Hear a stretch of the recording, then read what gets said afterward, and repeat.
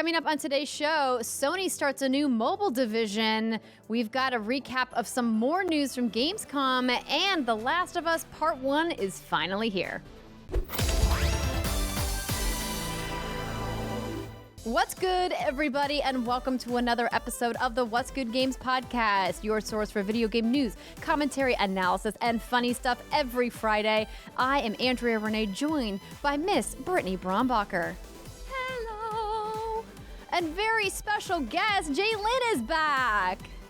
Thanks so much for having me back on. I'm so thrilled to be here. It's so good to see you again. Jay, for those of you who missed our show with them last year, is the Hotline Director for the Games and Online Harassment Hotline, and you are celebrating your second birthday, 2 years of helping people in the video games community, and congratulations. I'm so excited that you guys are going strong. Thanks. Yeah, I feel like we are, we're just learning all the time. And it's been so fascinating, even over just these 2 short years, to, really see and feel what it means to listen and respond to what folks need in the games community around online harassment and everything in between. We're going to talk a lot more about the work that Jay and their team are doing over at the hotline in just a little bit. And we will also be welcoming our co-host, Riana Manuel Pena, in just a little bit as well. But we want to kick things off with a little bit of news. But before I do that, thank you so much to this month's Patreon producers, Chewy's Godson, Alex Rigopulos, Faris Attieh, Justin Foshee, and Punkdefied. And if you want to join our Patreon community and help support our voices in video games, you can do so at patreon.com/What's Good Games. But thank you to some new podcast reviewers, because we know that not everybody has a couple dollars to throw our way, but maybe you have a couple minutes of time. Like this person, Brittany. These names are just 14203546677788908. Thank you. Very creative. Very creative, yes, and very nice review. I did clip out this little snippet that says, Riana has such a nice voice. I could listen to her talk all day. I need to get her into audiobooks. And it's true. I agree. Yeah, she does have a very nice voice.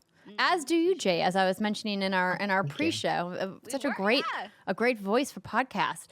So before we dive into the news, I need to take a moment to give a huge pat on the back and congratulations and call out to my co-host, the woman who was doing story time at PAX West 2020, everybody. Hey, I would sound like the air horn if I had one. So if you missed thank you at One Blonde Nerd's announcement, she's going to be on stage at PAX West with Xbox's Matt Booty for story time this year. Brittany, this is so exciting.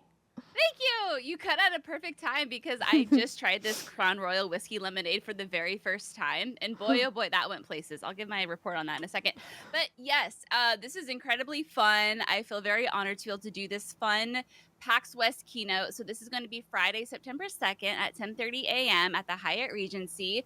Or if you're not there in person, because face it, travel's hard right now. COVID is still a thing. Twitch.tv/PAX. And we'll be talking to Matt. We'll be talking about his 30 years in the industry, where he sees the industry going. There's some fun stories he has lined up. I did tell Xbox if they don't bring Fable that I'm quitting the gig. I don't think they took me seriously, and I don't think they're bringing Fable.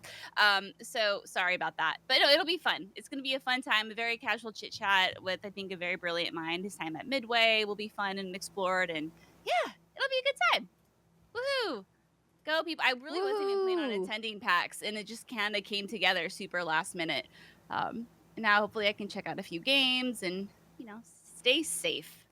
And I'm having a bit of FOMO about not going. After seeing how many games did demos and exclusive hands-on at GamesCom, I was like, oh, I didn't think people were coming back this year. I'm not ready. I'm going to be curious to see, because you can still get 4-day passes, and I'm sure y'all both remember back in the olden days, those passes would sell out immediately. So I still think there's obviously some apprehension, understandably so, but we'll see how it goes. Either way, it's going to be a fun little sense of normalcy. I haven't been to an event, since PAX East 2020. That was a long time ago. Jay, have you gone to anything since the before times?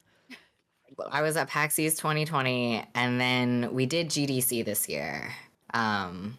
Anita and I both gave talks there, so we decided to, just Yeah. buckle down and try to do it in as safe as a way that we could. And it seems like GDC for the most part was pretty safe with people wearing masks and sanitization stations. And pretty much every convention that I've seen has been that way. I was very briefly at San Diego Comic-Con last month, and I was very worried about that because that's a huge show.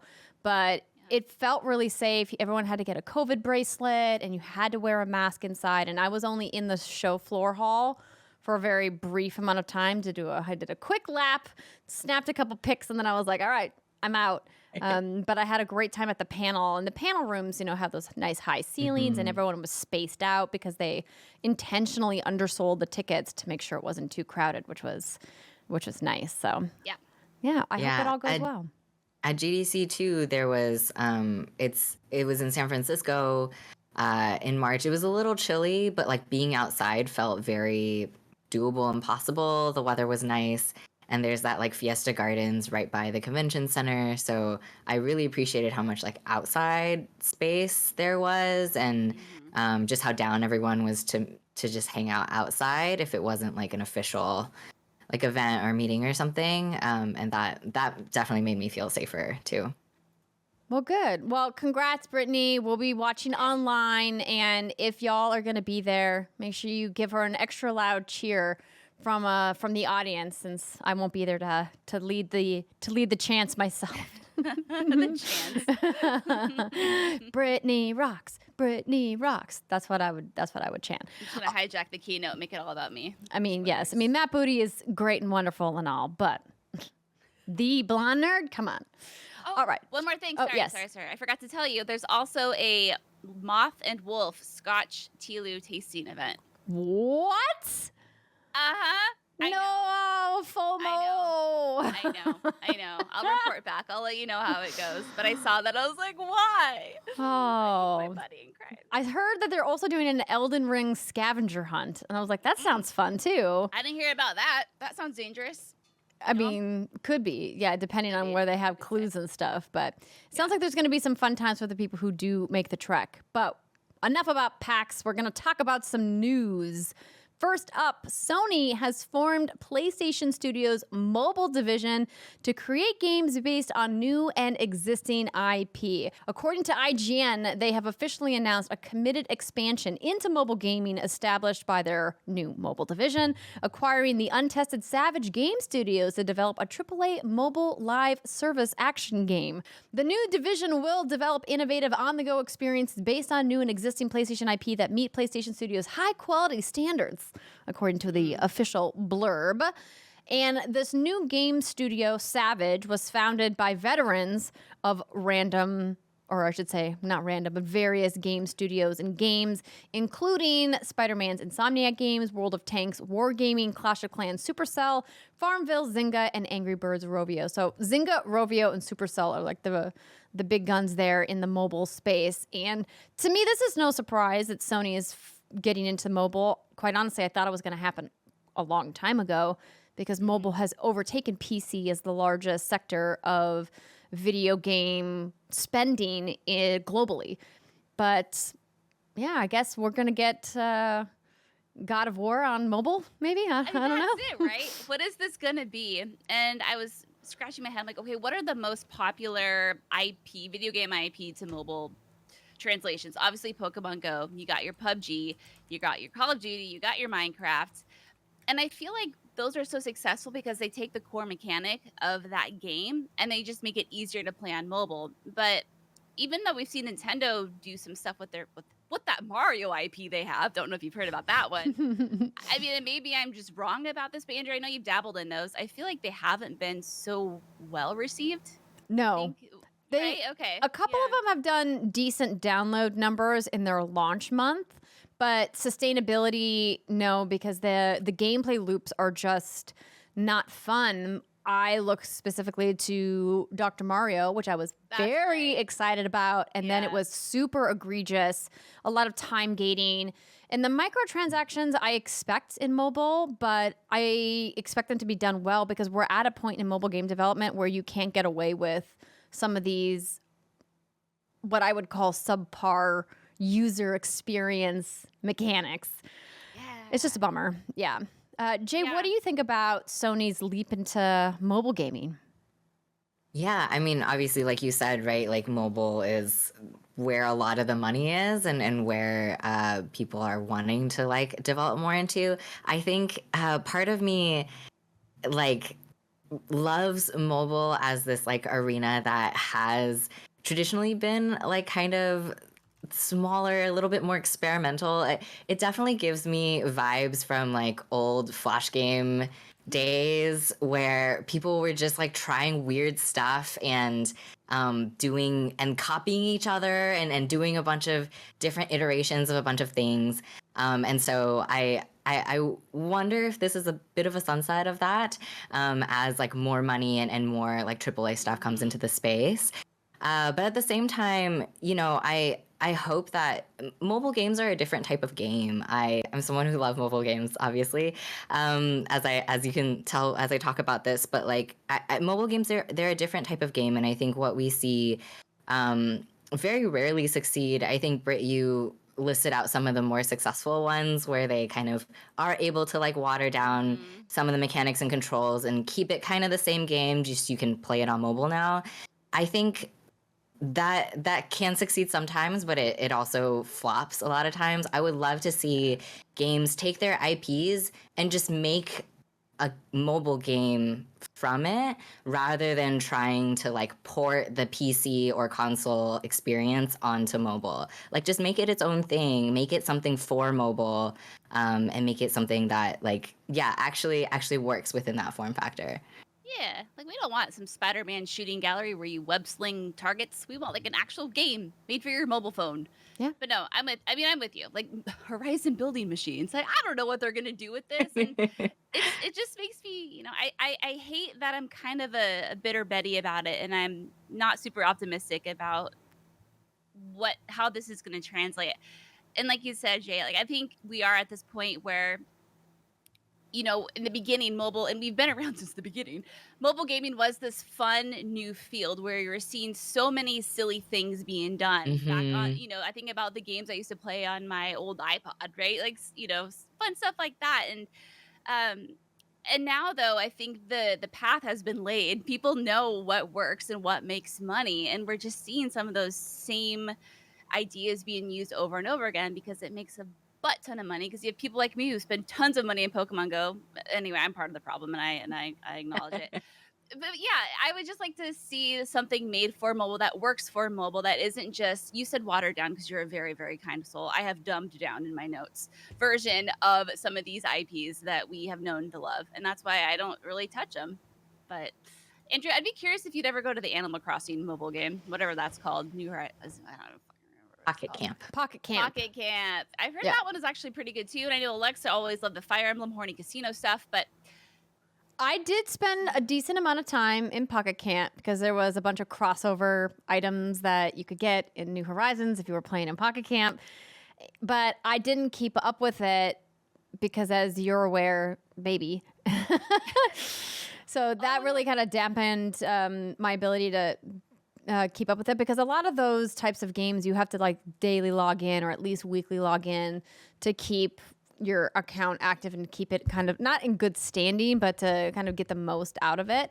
And I'm like you, I am looking more for games that are specifically designed for mobile experiences instead of just ports that work on mobile. And I think that there's some examples of ports that do really well. I looked at games even like Call of Duty Mobile or Fortnite that I think excel in a mobile space when you wouldn't think they would. But then there's also ports that just kind of fall on their face and don't do well. And there's just so much clutter in the App Store and in Google Play right now. It's tough, but it's a market that publishers cannot ignore. no. If you want to make money, what's good games mobile game is what we need to make. Andrea, come on. Yeah? Jay, you can get in onto this too. You can spitball some ideas with us. About our own mobile game? Our mobile game. We would just be drinking and swearing the whole time. That'd be mostly be me. I mean, you are a mobile app developer, Brittany. I mean, you know just how tough it is to launch something in mobile. Yeah, and by developer, I had ideas and I gave them to actual smart developers. And even that was very difficult. It's not easy. It's not. And so I'm not trying to, like, you know, rain on anyone's parade, but we'll see what happens. That's all I'm saying. All I'm getting at. I'm very curious to see if Nintendo's ever going to bring Zelda to mobile. But we don't need to cross that bridge right now. That's a whole nother rant I have gurgling inside of me that does not need to come out today. All right, on to the next story. Before we get on to the next story, I think it important to call out, particularly for video watchers at youtube.com/whatsgoodgames, that Riana Manuel Pena is now here. Hello. Ooh, looking fabulous, baby girl. I got a little held up at the hair salon, but I'm here. I had to make it. And You look wonderful. The hair always on fleek, but looking even more fresh than normal.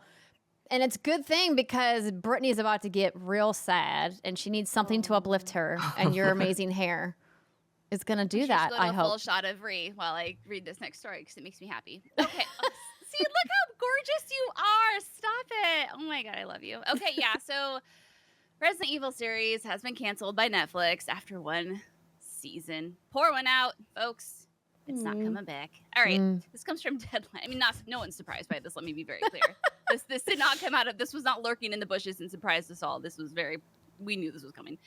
Netflix has opted not to order a second season of Resident Evil. Its action horror series loosely, very, very good word there, loosely, based on the popular video game franchise. The news, which comes a month and a half after the series' July 14th release, is not entirely surprising. Running partly in the shadow of mega genre hit Stranger Things, which was released within the same time frame, Resident Evil debuted at number 2 with an okay 72 million hours viewed for its opening weekend, but it did not deliver the big week 2 bump one would like to see for a new series as word of mouth spreads, raking in 73 million hours viewed in its second week for number 3 finish before dropping off into obscurity. That's my words. The latest Resident Evil incarnation also logged underwhelming 55% from critics on Rotten Tomatoes and 27% audience score. And then just recently, Lance Reddick, which I'd say is one of the best parts of that whole series. All the actors, by the way, phenomenal job, so it's not their fault. He did put out this statement. He said, "I want to do this video because I wanted to do some acknowledgments and some thank yous. As all of you are well aware by now, our show Resident Evil on Netflix has been canceled, and the haters and the trolls notwithstanding, I want to give a special thank you to all of the fans who watched the show, got what we were doing, and really loved it because there are a hell of a lot of you. We worked our asses off. We had a great time, and we made a hell of a show. Thank you. Onward and upward." Aww. Dude, I know. You know, it kind of makes me sad. But yeah, so not a heck of a lot to say here. I think I've talked about my thoughts and feelings and emotions with Resident Evil on Netflix. Jay, did you ever watch this? Haven't. Okay. Essentially, it boils down to this. When you take an IP like Resident Evil, where there's so much to play with, but you try to introduce too many storylines that don't lend itself to that lore, or too many new characters that don't lend itself to that, it doesn't become a Resident Evil thing. It becomes a Resident Evil title, which is a post-apocalyptic show with some loosely tied Resident Evil characters to it. You know what I mean? And so they just try to do too much, and it didn't work. It fell flat. There's just so much that could have been focused on that would have, I think, have kept the audience more in tune with it. But instead, you take this ginormous universe, and you're like, okay, let's add these new characters, this new storyline, this, and this, and then you kind of lost that magic. But, you know, this isn't the first time something like this has fallen flat. More will come, and hopefully the future iterations will be much more successful. And, you know, at least I can say I watched a Netflix show for the first time in a very long time. So, hey, go me. Win. Expanding my horizons. Yeah. Thanks, everybody. I don't have anything to add. That's fine. There's nothing to add. It's just, we've seen this time and time again in this industry. It's fine. I will add, I want to also pour it out for Babysitter's Club and Archive 81, which have also been canceled on Netflix this year. There's like a lot of really great shows over there that unfortunately don't make it through to follow-up seasons, and it really is a shame sometimes because they do have some really great fan bases, but if they don't think that's enough, then they get the axe, unfortunately. They got to save budget for the next Too Hot to Handle, apparently. Those island getaways are not cheap. Oh my God. You know, I'd be really curious because I think it's so easy as consumers to say, oh, they just need to make it more like the games or more like what we know and love. but it never really happens that way. And so I'd be really interested to be a part of that creative process and see what the limitations to that are. Because it obviously has to be so much more easier said than done. You know what I mean? Of course. Why isn't, yeah, right? And so, and I think that's the part that I would really like to have a little bit more insight on. Instead, I don't want to come on here and just shit on something, because it's very clear that there's a creative process behind this that I'm just not super familiar with. I can come on this mic and say, hey, yeah, you need to add the Spencer Mansion, or add more Ada, or add, Leon's ass. But there's a reason that's not being done, and I don't know why that is. Is it because you got the suits at the top who are saying that's not what people want? People want action and gore, or I don't know. I think that's something. We need a Netflix documentary on why these IPs always fall on their face. That's my pitch. I would watch that too. I'm sure it's a lot of just creative differences, from the director to the screenplay writer to the showrunners to the IP stakeholders within the publishers who kind of manage it. And those people rarely all agree, and they all have their own visions for the way they want it to look. And I'm sure, over at Capcom, they're like, hey, we have our own canon timeline and stories already planned out for X many years, and we only have this space to give a property like a Netflix series. And then you have to get somebody who is going to come in and write it, and a showrunner who's excited about it to make it authentic. That's why I think video game adaptations fail so often, right? Is that there's just too many cooks in the kitchen, all trying to have hands on how it's going to be represented, and then it just ends up getting muddled, And not too dissimilar from our conversation about mobile games, right? Like, a TV show is not a video. It's not a video game. It's just not going to be the same thing. And so, it is an even bigger question crossing this medium, not even to mobile games, but to just an entirely different type of media. Like, how do you make that your own?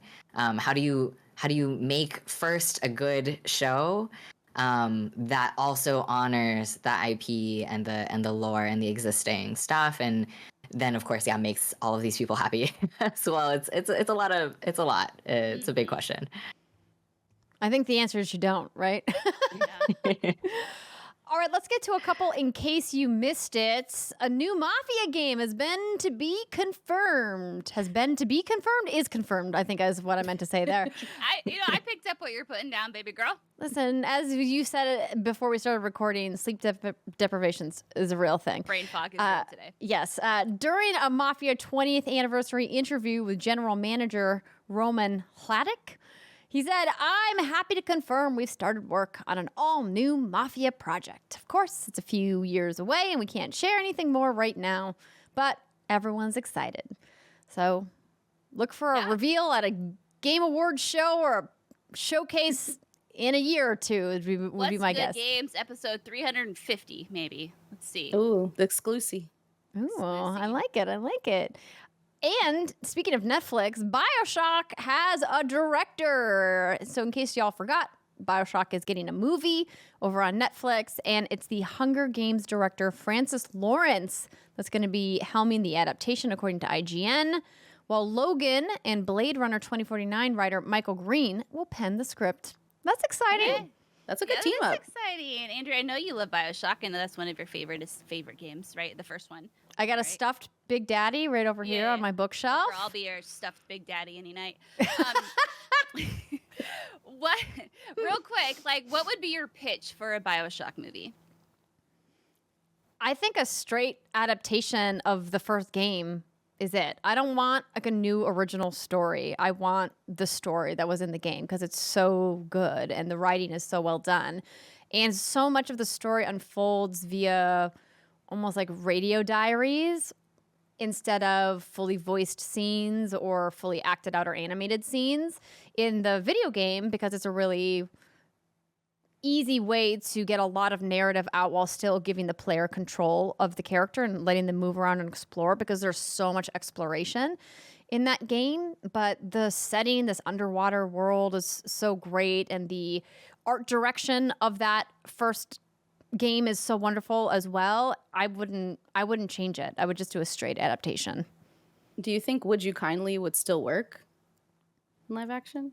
Yes, I do. I think if done right, the big reveal at the end could also really be splashy. Just the combat is so intense. I think recreating the feel of BioShock in a film adaptation will be the challenging part.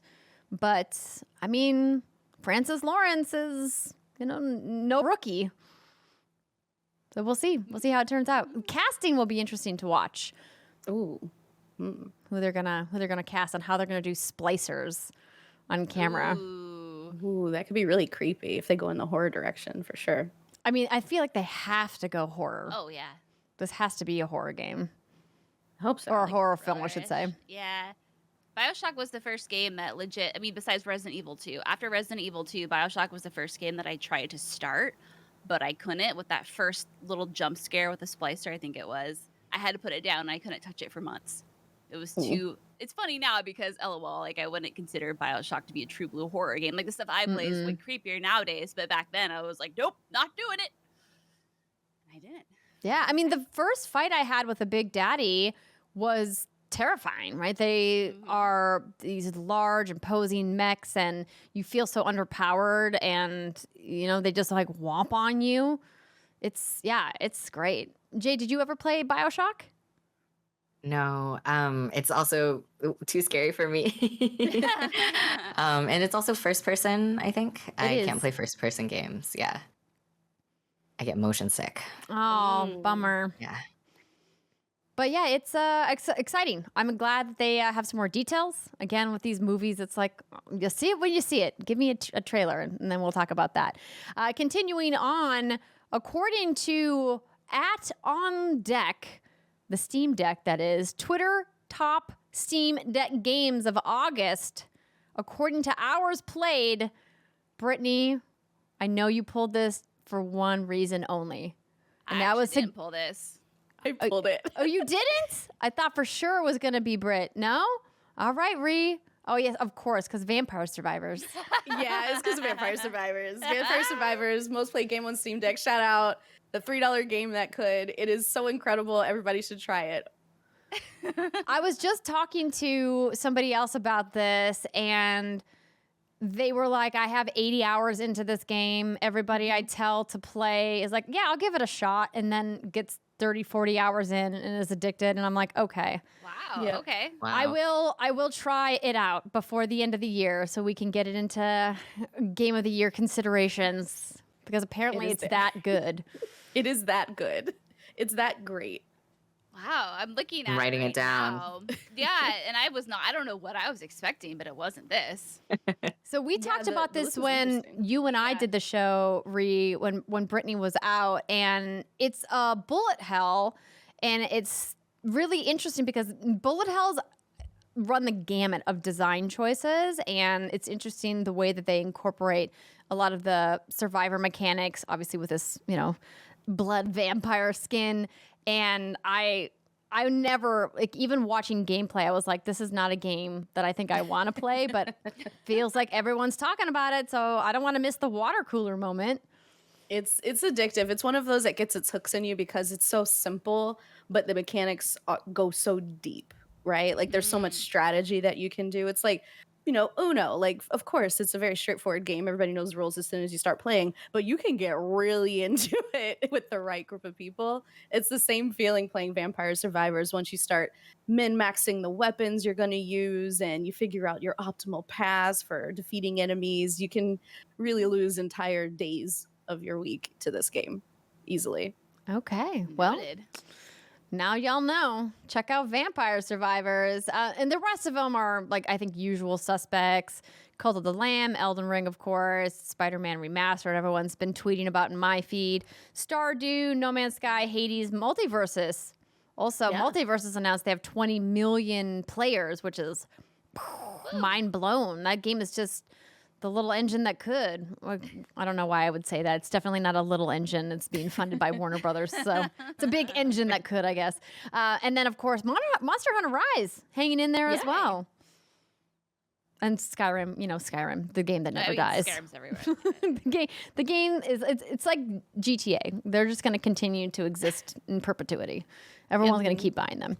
And that's going to do it for our news. Keeping the news light this week because we have lots of stuff to talk about, including our time with The Last of Us Part 1 and what Jae and their team have been up to this year for the Games and Online Harassment Hotline. Stick with us, everybody. We'll be right back. Welcome back, everybody. It's the second segment of the What's Good Games podcast, where we talk about what we've been playing and any events that we have been to. And technically, we did both. Granted, one was virtual, but it was super fun. So if you missed it, Riana and I had the pleasure of teaming up with the team at the Indie Arena booth at GamesCom once again this year for the Diversity Showcase.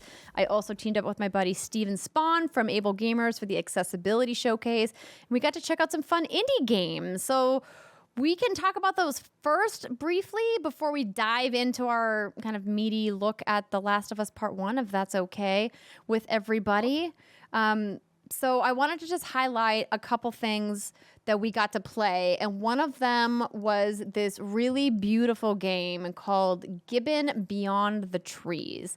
And I appreciate your patience, Riana, as I was struggling with this game at first because the mechanics were a little challenging for me to get the hang of. So essentially, you play a gibbon, which is a type of primate monkey, and it's set in Southeast Asia, and it's this beautiful hand-drawn art style where you essentially swing through these environments, and it tells the story of what happens to you through your exploration because of deforestation and climate change and pollution and how that affects the environment. And I really loved showcasing this because the development team went, to great lengths to make sure that they were being culturally sensitive in the depiction of this game and working with specialists from the area, and so that they could not only get the climate change and the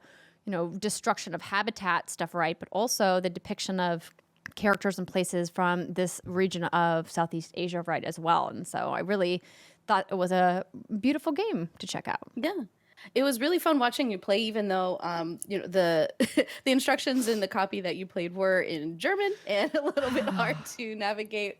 We were able to figure it out. Live chat helped quite a bit. But the development studio, as you mentioned, Broken Rules, they're actually from Vienna, Austria. So it's really impressive that they went to such great lengths to make this a respectful and accurate representation. And I think it's just so important that we remember games, while they can be fun and silly and addictive like Vampire Survivors, they could also be educational and empathetic. So it was really beautiful getting to watch that experience. Absolutely. And another game that I played, which was a complete different change of pace and was really interesting, was called The Wreck. And it's the story of this writer named Junon, and you pick these narrative moments, and the choices that you pick can dictate kind of what happens at the end of each story level or story beat. But you can have moments where you rewind and fast forward throughout levels to discover clues. And it's really interesting the way that it kind of came together. And I was really excited to check it out and play it. And I feel like I'm invested in that game now. I have to go back and figure out what's going to happen. When you say you can find clues of what? It's memories, right? Mm-hmm. So you're playing through different sections of Junon's memories of her experience with her sister, her mother, and just growing up. And then it informs the decisions and the drivers behind them that Junon is working through at the present moment. So you're sort of scrubbing through memories and trying to figure out what really happened or what was important, what stood out. And it was a very interesting take on a visual novel. Obviously, we've seen many, many versions of them, but this one really felt a lot more lived in. And it was something that I said to Andrea as we were playing through the experience, or I was watching her play through rather, once Junon is having a conversation with the doctor in one scene, which we saw in the B-roll here on youtube.com/what'sitgames.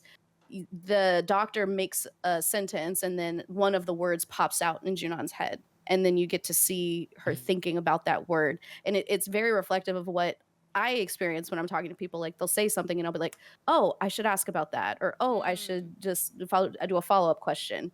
But then she says another sentence, the doctor, and then several words pop up, and you have to choose which one you want to ask more about. And so it was very organic in the way that it was presented, and I found it incredibly engaging. Plus, Junon is a really funny character, even though it's a sort of tragic and difficult situation. So it was very entertaining. Okay. I love these games. They're so different. Yeah. You know, that's what I love about these little showcases. And the last game that we didn't technically get to play, but we looked at, and it looks really, really incredible, is called Desta Memories Between. I'm trying to pull up some B-roll here. So this is actually a developer diary that I'm going to show, that we also showed at the showcase. But the reason why we wanted to talk about this is because the story of Desta is one of a non-binary person of color, which is a type of protagonist we just don't get in video games very often. And we thought it was really interesting how they take these scenarios with Desta and turn these kind of memories into this almost, I don't want to call it dodgeball, but this kind of puzzle ball game, and how they kind of approach the style of storytelling from a really unique perspective. So I thought it was a really cool game, and I'm excited to check it out. It's from the team that made Monument Valley. So if you ever played that, that game is really amazing and wonderful. And so we thought this was a really cool game to highlight. And apparently people in Germany got to play, but if you weren't in Germany, you didn't get to play. FOMO. Yeah, I'm very excited to actually get our hands on this one. As you mentioned, for us two in Monument Valley, you do have scenes in the Memories Between where you have that sort of top-down view. However, apparently Desta had a really complicated relationship with a lot of people from their past, and you get to revisit those moments and like work through them as memories, similar to what we were describing in the rec. However, now you're playing like a turn-based dodgeball version of a conversation. Which I don't know if you all experience this, but some conversations do sort of feel like a sporting event. And I just think it's so interesting to see all of these different takes on, you know, the way people think through dialogue. And it's really, really interesting. I cannot wait to get my hands on this one in particular. Jay, you guys do oh, sorry, go ahead. Sorry. That really reminds me of a game called Signs of the Sojourner, which is also like a roguelike card game, deck builder kind of game. And it also is like the dialogue that happens and all the narrative stuff happens during your card game. And if you make a match, the conversation's going well. If you can't match, the conversation's going south. And it is, I don't know. And then as you build your deck, it is like how versatile your deck is determines like how many different types of people you can talk to.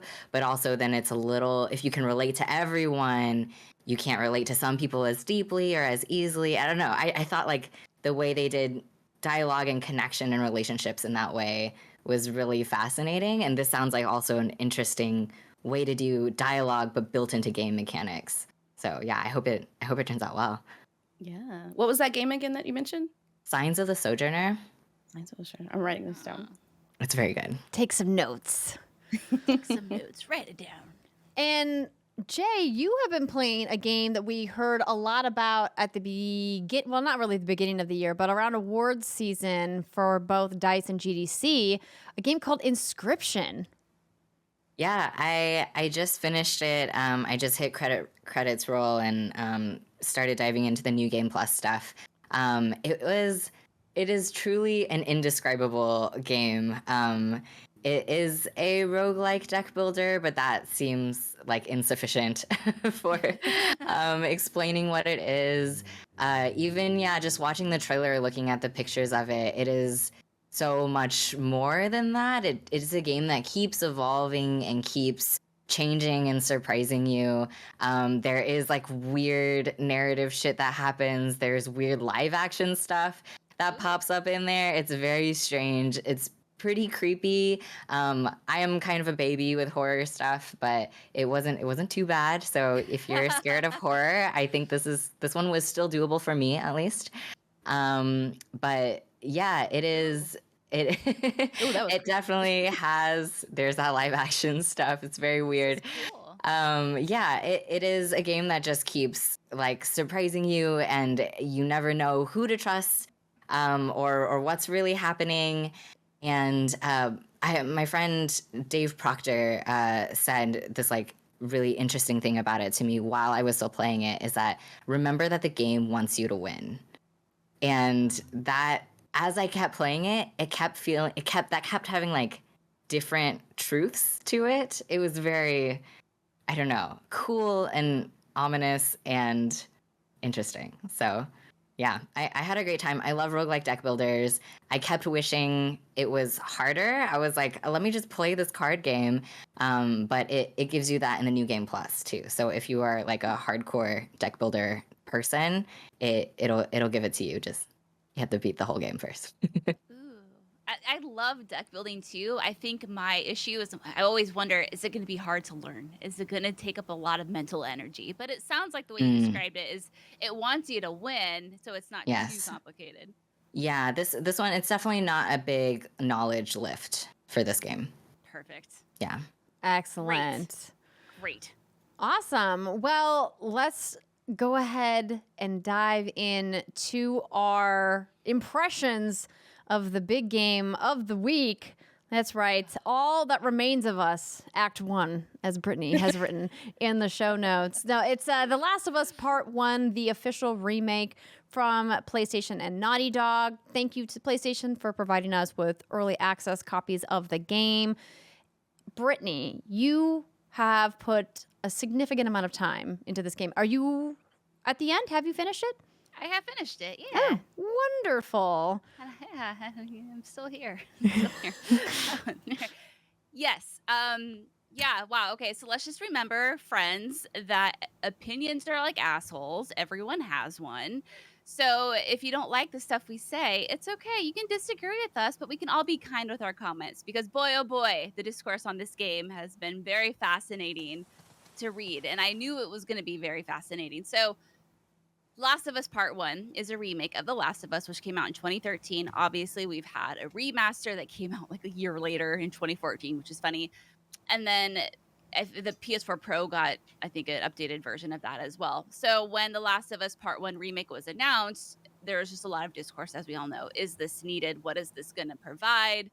What even is a remake in this day and age, right? You have your Final Fantasy 7s, you have your Resident Evil 2s, which completely overhaul a lot of not only the narrative to an extent, but add all new voice acting, dialogue, everything. So what is The Last of Us Part 1 when it comes to a remake? So PlayStation has said it is rebuilt for the PS5, completely rebuilt from the ground up using the Naughty Dog engine technology, visual fidelity, DualSense integration. It's a faithful remake, meaning it's essentially the same exact game, all the same dialogue, voice acting, all that, but just kind of rebuilt, if that makes sense. We'll talk about that. And then, yeah, it's just kind of remade for this day and age. So, and then there's a speedrun mode, and then all of the accessibility options, which we'll talk about in a minute. And I think that's one of the coolest effing things about this remake.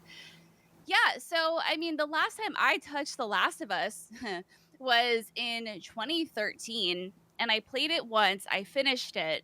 And I was like, that was an amazing, incredible experience, but I don't know if I ever want to play it again. For some reason, it just felt like the sort of game I wanted to be one and done with. It was a very emotionally impactful at the time, and it left a very, obviously, a lasting impression on me, to the point that I always, thought about it whenever narrative storytelling video games would come up. I'd always think of like The Last of Us. That's kind of like a temple. That's a staple in this industry.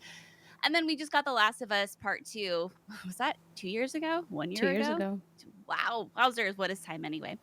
And so going into this game, since I hadn't touched it since 2013, I wanted to kind of refamiliarize myself with some parts of it. So I watched the first 2.5 hours or so on YouTube just to kind of remember how it opened, because that, again, was, although one of the most impactful parts is how that game opened, I wanted to see like what led up to that, because all I remembered was a very particular scene. So I watched that. And then I started playing the game itself, and I actually watched someone play the game as I played the game, but they were playing the remaster. And so I was kind of getting a kick out of what has changed and what hasn't. And, they're not lying when they say it's literally the exact same dialogue, literally the exact same story, But what you are going to find is, as far from a visual perspective, a lot of the terrain has been rebuilt. The same skeleton of the levels exist. The buildings might look different. They might have different art on them. Maybe the buildings themselves from the outset have been completely redesigned. Maybe a wedding hall that you come across looks way better and there's a lot more detail to it. So all these assets have been recreated and they really lend themselves to the environmental storytelling in a way that I think is really impressive. And when you compare the two together, you're like, oh wow, like, you know, obviously with the technology of today, it just really, really lends itself to this remake. And I think it looks phenomenal. It's gorgeous. And this is the tricky part. And I'll be interested to hear Andrea's opinion on this. This is such a weird game to air quote review because almost everyone already has a relationship with The Last of Us, whether you've played it once, whether you've played it multiple times. And that relationship is going to affect whether or not you think you want to pay for this remake. For me, as someone who hasn't played since 2013, it was an absolute no-brainer. When PlayStation reached out, I raised my hand immediately. I'm like, I want to review this. I want to revisit this game, especially coming off part 2. But if you're someone who has played this game time and time again, and you're like, okay, like I've been there, I've done that, I really have no need to experience that story again, you know, you might not get the same thrill that I got out of it. What I loved about replaying this was I forgot about a lot of the little moments, the beautiful moments of The Last of Us where things are quiet and air quotes here peaceful, because, you know, shit's never really peaceful in this game. You know, when maybe Ellie notices a gnome for the first time and there's that really special moment, and watching these characters grow and watching their relationship evolve over the course of the game is something that I think was frankly lost on me the first time I played it in 2013. You know, I'm much older now. A lot has changed in the world as we know it. My perspective on things has greatly changed. I'm a mom now. And I think I appreciate watching this relationship develop more than I ever had. And I think that was honestly my favorite part about replaying this game. It's still such a great, fantastic, lovely video game. Lovely, I guess, is, you know, objective. I don't know if that's the word you want to use to describe it. It makes you feel emotions. In my notes, I have tragic as fuck on there. That's right. I'll pass that it checks off out. to Andrea. I honestly thought, girl, that hopping into this, that it would be a more peaceful experience because I knew how the game was going to start. I knew how the game was going to end. I'm like, I know who's going to live. I know who's going to die. Like, nothing's going to surprise me. But man, I was so wrong, because after playing part 2, it really shines a whole new light on that whole narrative. And it gets you. It gets you, man. It does. It gets you, which is why I'm not nearly as far into the game as Brittany is, because I was having difficulty compelling myself to go back. And so I tweeted a little bit about this when the embargo lifted earlier this week, but I found that emotionally I'm not in the same place that I was when this game first came out, right? A lot has changed in our lives, not just because of the pandemic, which clearly reframes this in a different way, because The Last of Us Part 2 is much further along into the pandemic, even though they kind of suffered sort of from the same issue, because that came out like, you know, only 3 or 4 months into the pandemic. But this, I think, is more difficult because it's the beginning. It's like, how do we deal with it? How do we emotionally grapple with what it means for people and their families? And then, of course, that opening sequence, like, I almost quit after the opening sequence. I was like, I can't do this. I'm not ready. I'm not ready for this. And it's tough. But I want to stress that if you love The Last of Us and you know emotionally that you're ready to go play, because it is amazing. It's gorgeous. It really showcases the power of the PlayStation 5, from the lighting dynamics, the way they change some of the animations, the water effects, even as you're walking through it, the upgraded HUD, the myriad of accessibility. As I mentioned, my friend Steven Spahn at Able Gamers is one of the experts in accessibility, and he tweeted that this is yet again a tentpole example of what developers can do if they put accessibility in their plans and with intentionality say, hey, we want to make our game accessible. And so hats off to the folks at Naughty Dog for really looking at all the different options for that. But I just don't want to live in this world anymore. It is such a heavy piece of narrative that I don't want to spend the few precious hours I get to play video games week to week on this story again. I likened it to some other heavy hitters, things like a Schindler's List, right? A very important piece of filmmaking that is a story I think everybody should watch, but it's not a movie you go back and just put on a random Thursday night and be like, yeah, let me just pop that in. It's not that kind of experience, right? And I would say the same for The Last of Us, though clearly based off some of the impressions that I got from people who have gotten the game early as well, that maybe they play it that way, and that's fine. That's great for you. I'm happy for you.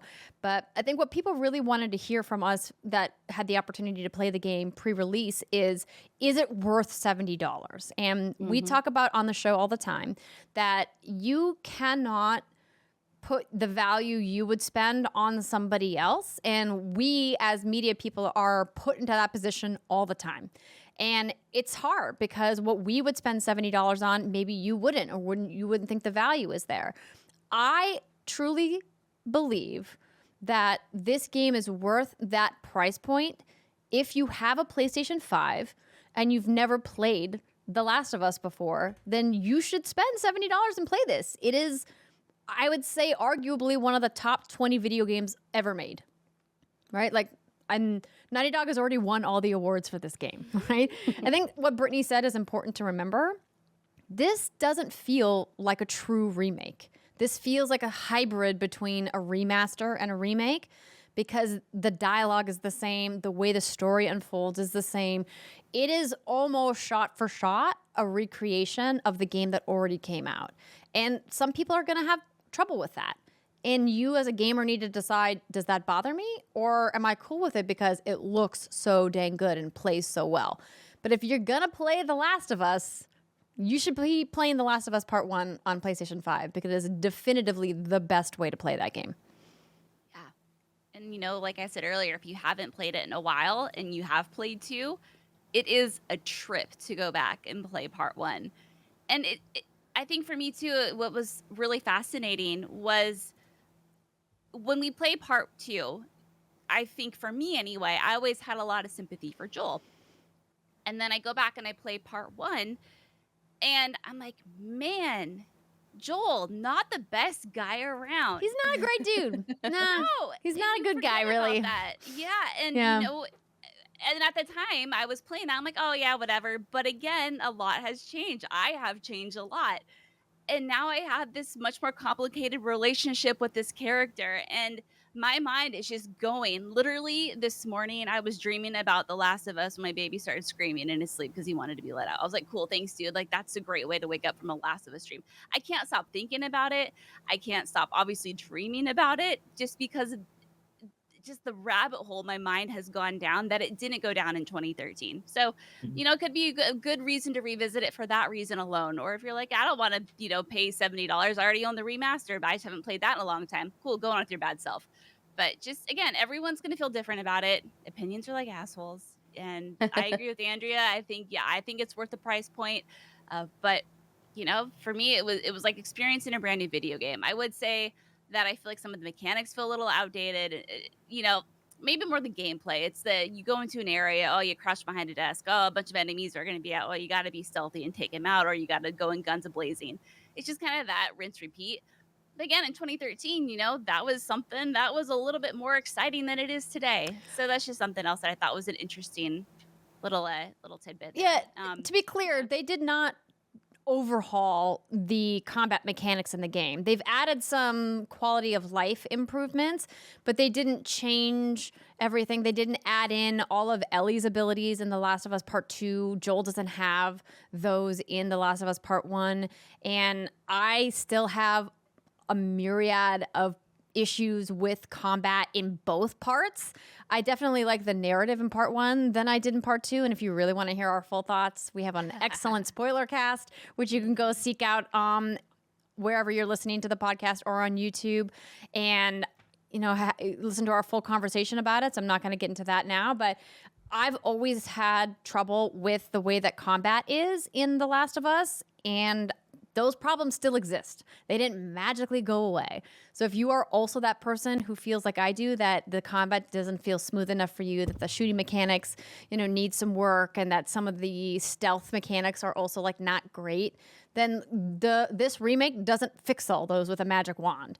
It's better, but it's not to the level that we've seen other open world games do. And it was such a stark reminder how much work they put into into part 2 when you get to your first town and you go to explore and you can't go into any of the buildings. Like none of the buildings have doors that you can open. And it reminded me, oh yeah, that was such an impressive part of what they did with part 2, is that there's so much open world exploration and more narrative story building done through exploration that just doesn't exist in part 1. Can I ask a question about the accessibility? Because I know this is a very important discussion that I am not an accessibility expert. I don't feel like I'm qualified to speak on it, but I know in The Last of Us Part 2, I crawled through maybe like the last 5 hours of the game on the ground with all the accessibility options turned on because I was exhausted playing it, honestly. And it was emotional mechanics, as you're mentioning, Andrea. Like I just didn't have the marathon effort in me to keep trying so hard to play the game, but I wanted to see the story. Is that something that you can do now in part 1 with these accessibility options retrofitted? And do you think that should come at an additional cost to the players? So are you talking about how you could crouch and go in stealth mode in the enemy? Yes, Right. that is back, and I know that because I also Okay, use good. Yuri. Yep, there's a particular part in the first game, and I was just not on my A game, and I was like, you know what? I'm just gonna crouch through this, and I did, and it was great. We gave a shout out to the lovely Steven Spawn. Another Steve that's kick-ass is Steve Saylor, and he did The Blind Gamer. He did an awesome 10-minute video on The Last of Us Part 1. He actually consulted with Naughty Dog on it. Would highly recommend you check it out. But he did mention how there are 60 new accessibility options and some other cool new features that were added. So I just wanted to give him a shout out because we are on the topic of accessibility. I do wish, and I hear your question about like, should this be something that's just tacked on?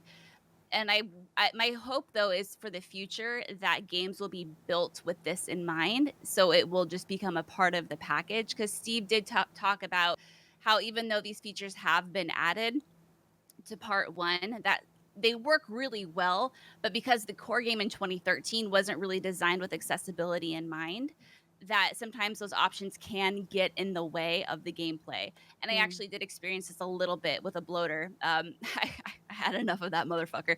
And I was like, I'm crouching. I don't want to see you. But he kept following me around. So I was just like, my face was just in that guy's crotch because he would not leave me alone. I was like, oh my God, why is there pubic hair? What's happening? Oh God. Oh, I was close, Ree. I was real close. They really remastered that, huh? Yeah. Anyway, I just thought that was a fun little tidbit. To answer your question about should it come as an added cost, I think the answer is no, it shouldn't. But I want to call out that this game was designed for the PlayStation 3 as a reminder, right? So this was a long time ago that they originally started working on this game, and accessibility clearly wasn't a priority for many game developers and publishers out there. And thankfully, because of people like Steve Saylor and Steven Spawn and many other disability advocates, it's becoming a priority for many more developers out there. And the tools now for the new generation of consoles and PCs are way broader than they used to be, right? And so I think it's important to remember that when this game came out, almost none of those options that we see in what Naughty Dog is doing now were either available or baked into the production pipeline. So while I don't think it should come as an added cost, it has an added cost, right? It has a human cost, right? There is a developer or a team of developers who have to work on these. They have to get paid. The tools that they use have to get bought by the studio, have to get integrated into their engines, right? There's an actual cost, and unfortunately, that has to get passed on to the consumer. And that means gamers with disabilities have to pay to play games that make them accessible. And I don't think that they should have to buy The Last of Us Part 1 to be able to play it, but that's unfortunately where we're at right now. And so I think what I've seen Steven Spawn talk about, and, as Brittany did, I will also say, like, we are we're not the experts in this, right? You go to the people who do disability work in the gaming community and see what they have to say. But he's like, it's better that this exists than it doesn't exist, even if it comes at a cost.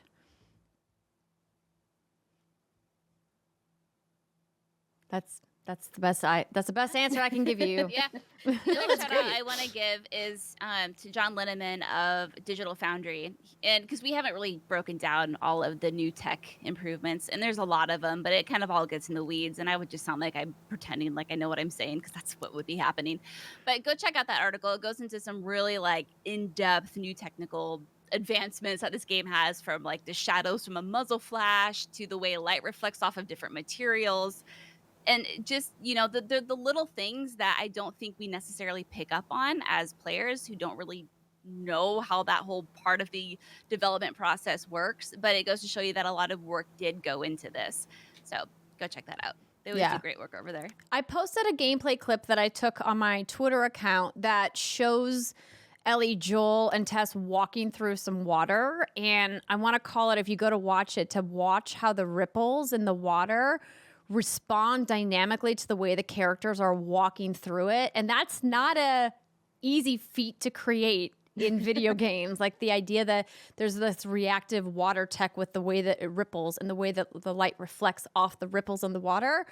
It's really remarkable. And those little details I think we take for granted because of how photogrammetry has progressed over the last couple of years in particular. And I think we expect that incredibly high bar that Naughty Dog has set for itself.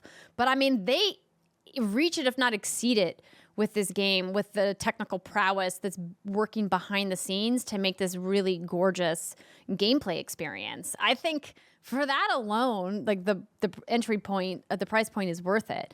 But, again, decide what you want. If you think it's worth it, or if you think Sony's robbing you of your money, then don't buy it, I guess. There you go. Well, congrats to the development team and everybody involved. It sounds like they really did put their heart and soul into giving this a new skin and then some. So, yeah, that's really good to hear. I'm glad that you both felt positive about the efforts put in. Yeah, absolutely. All right, and on that note, let's take our final break of the show. When we come back, we're going to talk to Jae about what they've been up to this last year. Stick with us. We'll be right back. Hey, everybody. This is a quick aside before we get you back to the rest of the content of the podcast, because we want to give a shout out to our wonderful patrons at patreon.com/whatsgoodgames that help make this show possible. It's that time of the month again where we get to announce some names. Very exciting. So let's go ahead and run through these. We'll just go in a row here. Brittany, me, and then Ree. Ready? Perfect. Go. Ready, let's go. Fargo Brady. Ryan Saffel. Nathaniel Edison. Bill Rosas. Tyler Adams. Erskine James. Casual Blasphemy. Trick 24. Omega 3. Jason Luck. Marooned at Noon. Daniel Hull. Eric Z. Draco's 3442. Chewy's Godson. Daniel Biologist. Excess Oddities. Tara Bruno. Trent Berry. Sean I. Elizabeth Douglas. Brian R. Johnson. Justin Foshee. Patrick Landry. Punkdefied. Rob Leonard. Patrick Higgins. Kenneth Stimmel. Trent Pennington. Emily Kent. Faris Jessica Bloom. Patrick Weller. I'm getting all the Patricks today. This is great. You are. Matthew Godard.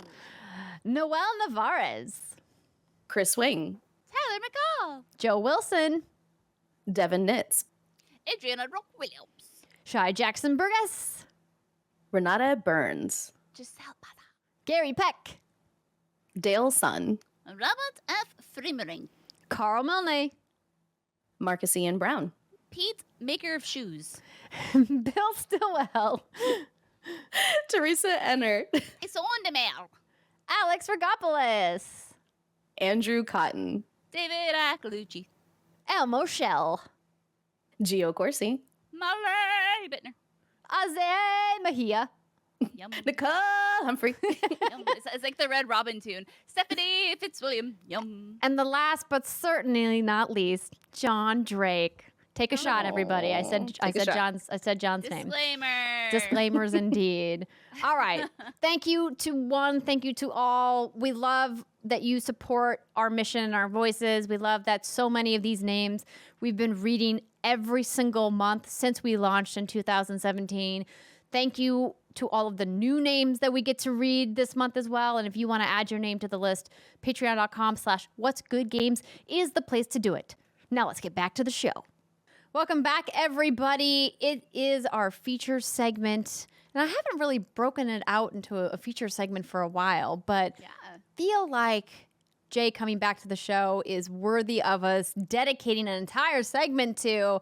So as a reminder, Jae is the director for the Games and Online Harassment Hotline. And if you missed Jae's appearance on the show last year when they were here, Jae, would you mind just refreshing everybody about who exactly the hotline is and what you guys do over there? Yeah, so the Games and Online Harassment Hotline is a free, confidential, text message-based emotional support hotline for anyone who makes or plays games. And so, to reach us, you just text support, the word support, to 23368 from anywhere in the USA. We are online every day from 3 to 7 p.m. Pacific, but you can text in anytime. That's just when we're going to text you back. So whenever you're wanting to reach out and talk to someone who is like here to listen and also gets games, you can reach out to us and we'll text back within a day whenever we're on next. And I really think that's what makes us special and stand out from other, mental health or emotional support resources, is that we really understand the context of gaming communities, the games industry, and just like what it's like to be online and face that harassment sometimes on like that daily, constant, forever basis that like it really feels just so ubiquitous sometimes. And we've really heard folks struggle to get like mental health support sometimes without that context. And so, that's what we really kind of strive for, is to provide this space where you don't have to explain, the kind of foundational culture of things. We already get it, so we can focus on what's going on with you. God bless you. Yes, exactly. And how the hotline works with texting was recently demonstrated in a video game I talked about last week. We Are OFK. I love that you partnered with the team behind that game to really show exactly how texting with the hotline works. Yeah, it's so like, I don't know, such an honor and so cool to have like a video game cameo for the hotline. And it's so beautiful to have it in such a beautiful and emotional game to really show like this example of reaching out for help, because it can feel really scary. I think there's a lot of stigma around mental health in general, and also hotlines specifically about like, are they gonna call the police on us? Are they gonna like, am I gonna get in trouble for something? And we love any and all ways to try to kind of dispel some of that stigma and those myths and fears, because like, especially on the games hotline, we're very specific and particular about, we don't do reporting. We're not going to tell your boss or anyone else like what's going on, including the police. Like, we don't call the police on folks without their consent. And like, I don't know, we really try to find ways to meet folks' needs where they are and where they want it, rather than prescribing onto them, what's good or what the right thing to do is. That was something we talked a lot about when you were on the show last year, this idea of people having apprehensions about reaching out and using a resource like this, but also very much needing a resource like this. And it's great to hear that there's been more people that are taking advantage of it. And one of the things we also talked about last year, which was surprising to me and also really interesting to hear you talk about, was how the harassers were using you as a resource. Have you seen that increase, decrease? Is it still something that you guys are figuring out how to deal with? Yeah. to say one more thing about We Are OFK. I think it's like really important to like show and normalize the like how kind of chill it can also be to just reach out for help and talk to someone and then go about your day. We're really trying to find more video games specifically to kind of integrate the hotline with, whether it's like showing it like through the actual narrative and in the gameplay, which is freaking amazing with We Are OFK.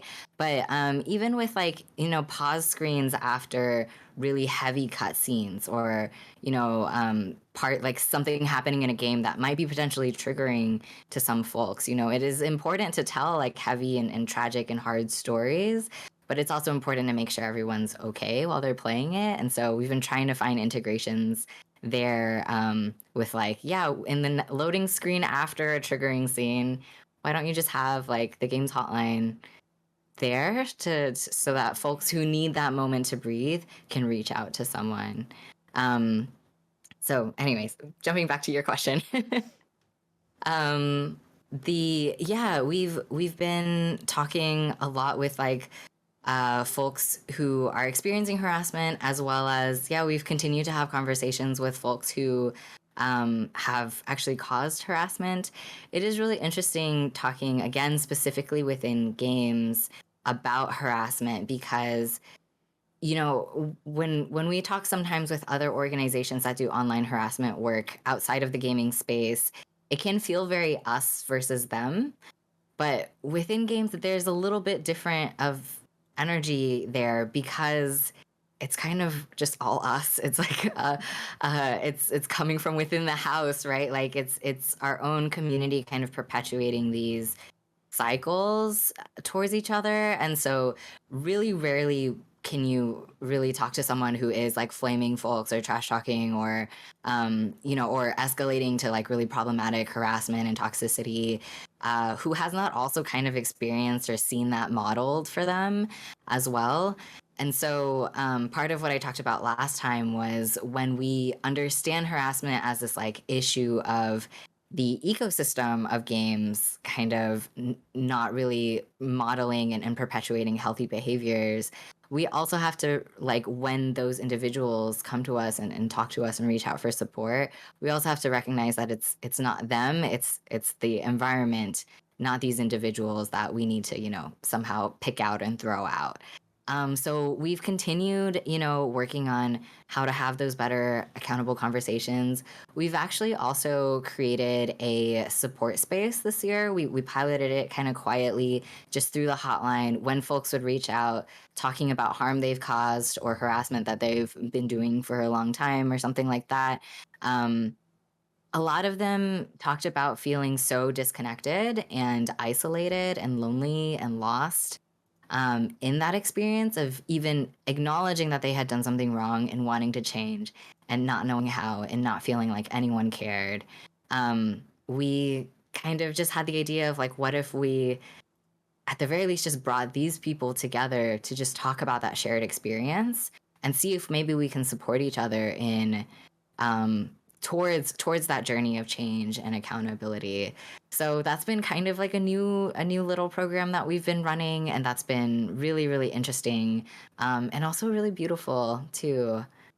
So yeah, it's definitely continued evolving here.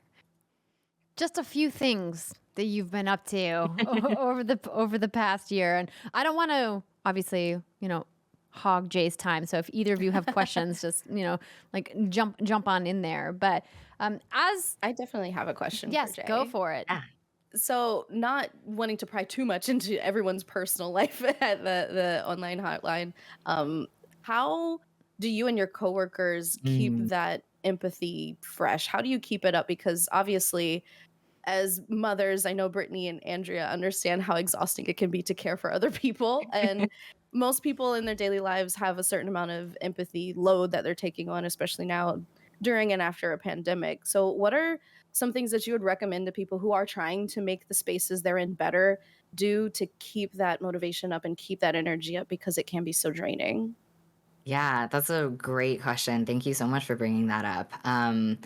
I think that's another one of the big things that we really have focused on growing and improving this year, in this kind of second year of operation, we have really focused on ourselves. Like, what do the agents need? What do the supervisors need? What do we as a team need to keep this work going? Because you can't do this alone. I think when you really see folks in like caretaker roles, maybe even like less defined caretaker roles, like you just kind of are the mom of the group or something, or you're the person in a workplace that everyone kind of goes to, that burnout largely comes from the isolation and loneliness of doing it, of feeling like if I don't do it, no one else will.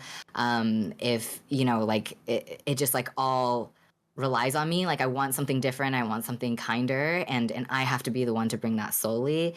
It just is not sustainable and is really, really, really, really impossible. And so we really always focus on that here when we're doing this work, of like, we're not doing it alone. It can feel kind of that way when we're on the hotline, we're just at home, we're all remote across, North America, and we, it can feel like you're doing it just by yourself at your desk, but we constantly remind each other and constantly call on each other and ask for help in this way that isn't like, I'm not good enough, so I need help, but in fact, I want to be better, so please show up for me.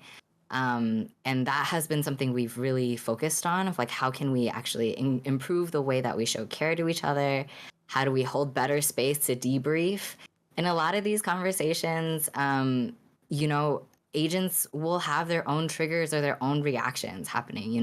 We're talking about a lot of violence day to day. We're talking about a lot of like just really awful situations that people are in.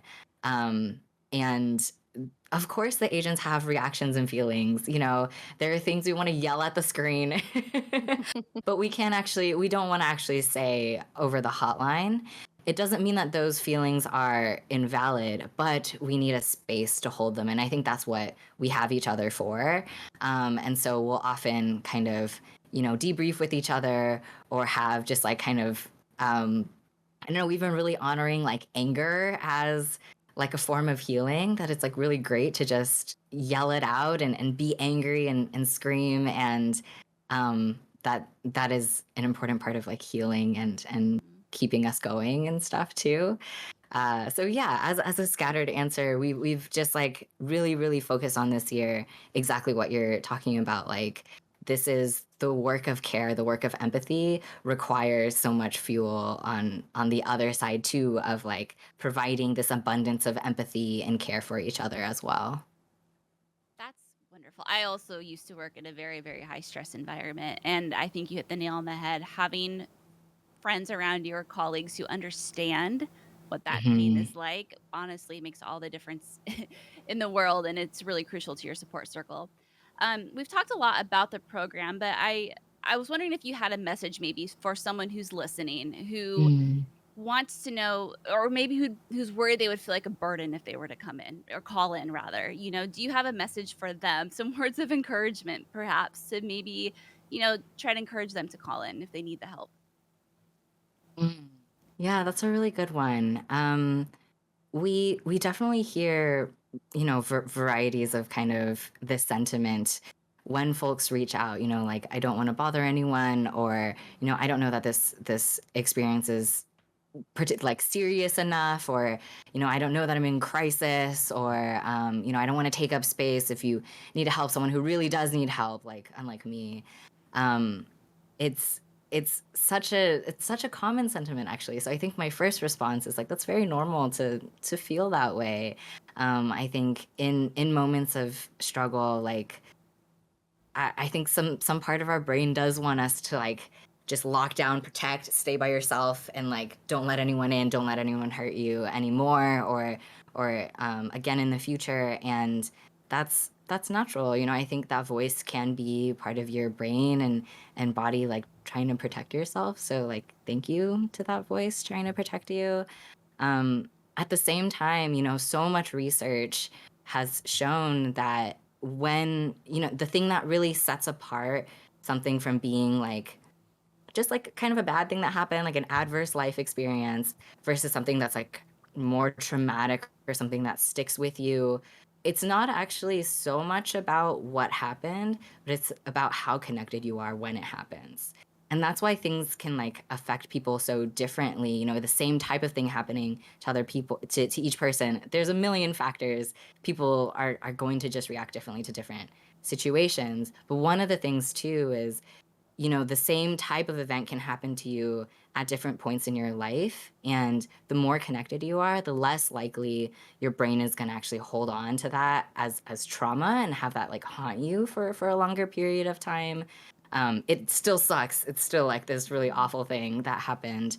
But that social connectedness part is actually so crucial to that healing and to that kind of natural process of your brain, like moving through the event.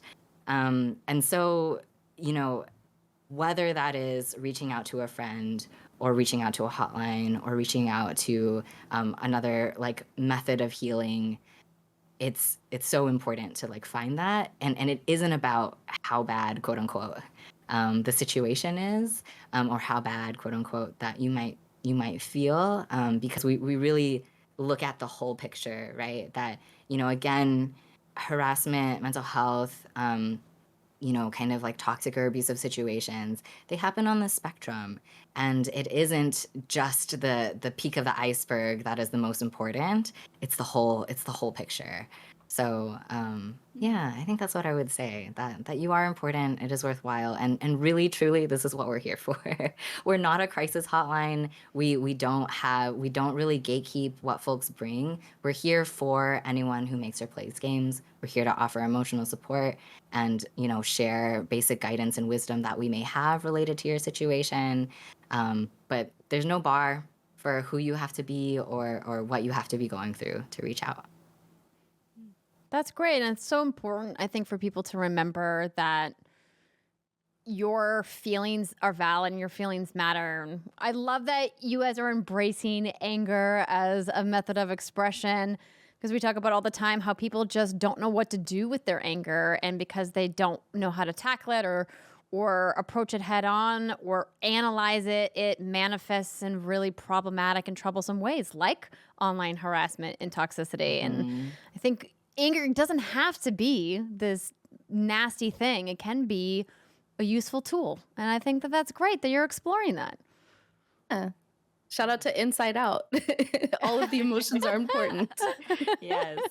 Oh, I haven't seen that movie in a long time. We started watching it the other day with my daughter, and it was clear that she was not ready for that. Not enough musical numbers to keep her. Back on, Mama. Yeah, pretty much, exactly. So going forward into year 3 of the hotline, do you and your team have specific goals, or are there things you're trying to accomplish? Like, what is the future for what you are trying to do with the hotline? Yeah, we have big dreams, but thinking about year 3, we're trying to continue increasing the accessibility of the hotline. We're looking into some like potential like WhatsApp integration so that folks, currently it's SMS only. You text that word support to 23368, our short code. That's kind of the only way you can contact us right now. But we're trying to figure out, are there ways we can get WhatsApp added in there? So if you don't have SMS, or if you prefer like being on this kind of web connected chat, that's an option for you too. We're also really thinking about resource and knowledge sharing. I think one of the things that's like so special about the games hotline is kind of how niche and special and like specific it is. I mean, because we're founded and led by people who have, you know, been directly impacted by online harassment, have dealt with like abuse in the game space, have just like, I don't know, we just have such a deep well of knowledge that we're pulling on, of just like experience, and also just we've been in it for so long, that it just makes the way that we do all of the things that we do different.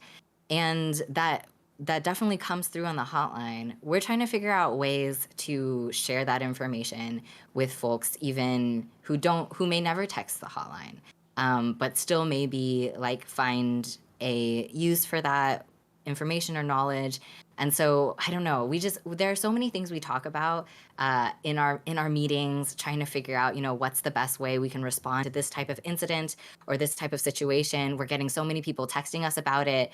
Let's reach out to some experts. Let's reach out to the different like advisors that we have and specialists, and put together a guide for like the agents on how to like better support people around this. And why does it have to stop there? We want to be able to share that out publicly as well, to really, not gatekeep this information as much as we can. So I think that's what we're kind of thinking towards in year 3. How do we, translate some of the like knowledge and skills and stuff we've developed for working the hotline into like these public facing materials that anyone, anywhere in the world online can access. We started that actually. We just launched our really giant, ultimate, comprehensive guide called "How to Stay Safe from a Hate Raid." It's targeted at streamers. It like pulls together a whole bunch of like community wisdoms and also tools developed by folks in the community of like moderators and streamers. To really like put together just this like full top to bottom guide on hate raids specifically. And that came from exactly that same place of like, how do we pull this together? How do we share this with everyone? Because we know that these things, they come and go kind of in waves, but they've been around for a long time, and they'll probably continue to be around for a while. It's sad that that's the case, but you're not wrong. But it's good that there are resources like that.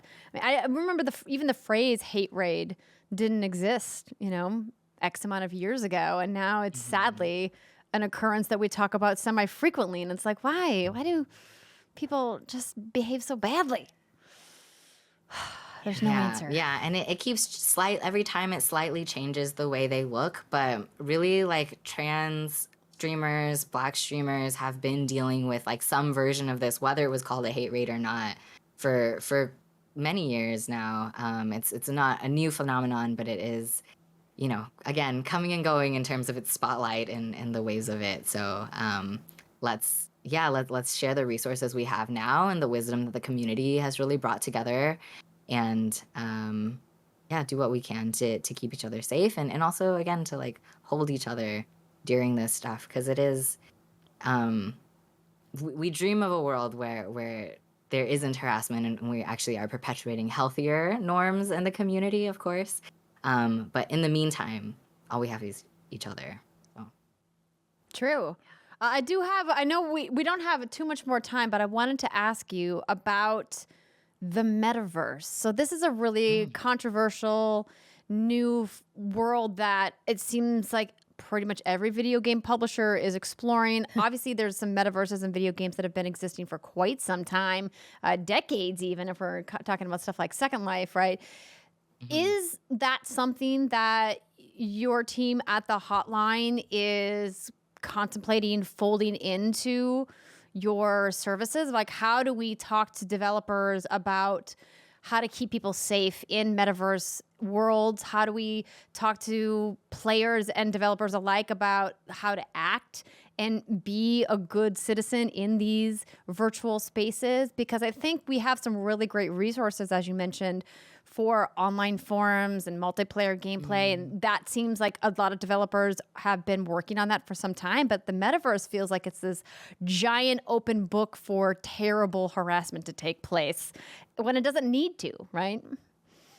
Yeah, I think that is definitely an important conversation to be having. We've definitely participated in some like panels or like articles and stuff like that around this topic, because it is there is kind of this like different level of vulnerability and exposure that folks have in these like kind of more VR spaces.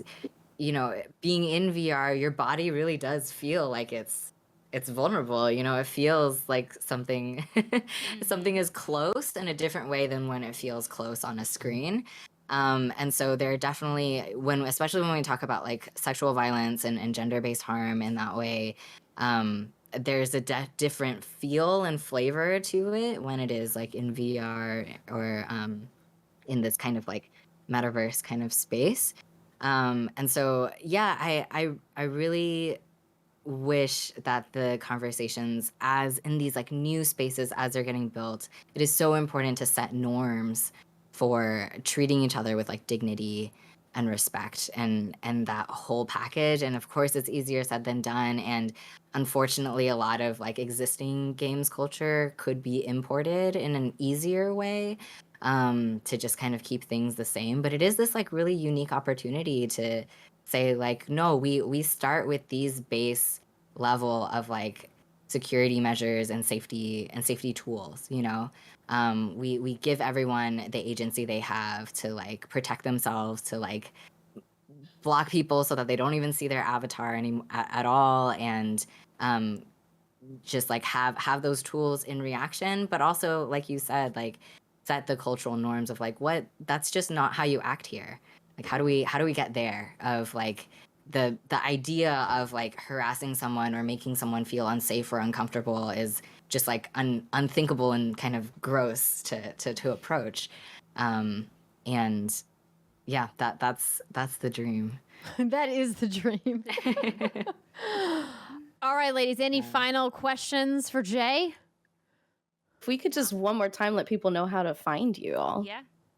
Yeah. So you can find more information about us on our website, gameshotline.org. You can text the hotline. Our number is 23368. It's a short code. If you want to reach out and get connected with someone, you just text support to 23368. If you don't feel like you want to like text in right now or get connected to anyone, you can still save the number in your phone. You can text info to 23368. It won't connect you with anyone, but it'll just kind of like have that message history there and give you a little blurb about us. You can also follow us on social media at Games Hotline, anywhere on the interwebs. And yeah, I think that's it. If anyone wants to get involved, can you remind folks how they can? They want to on our website. Okay. Yeah, on our website we have a contact form. If you want to reach out, if you're interested in volunteering or even interested in being an agent sometime, we have a great team and we're doing some really cool stuff over here. So yeah, you are. And I believe you're doing some fundraising. We did a couple fundraisers throughout this month for our birthday. If folks wanted to give us a little gift for 2 years. But yeah, our service is free. It always will be for, as long as we are sustained and around.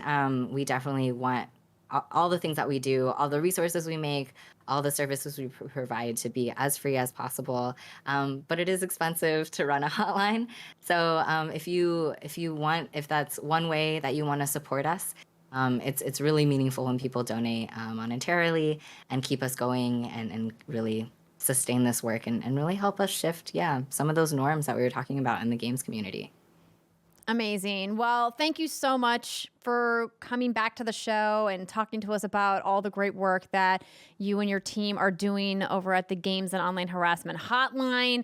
We'll have all of the links for y'all in the notes below, so if you want to just click on over, you can go check them out on the web. Jae, thank you again for being on the show, and to everybody else watching, we will see you guys next week. Bye, everybody.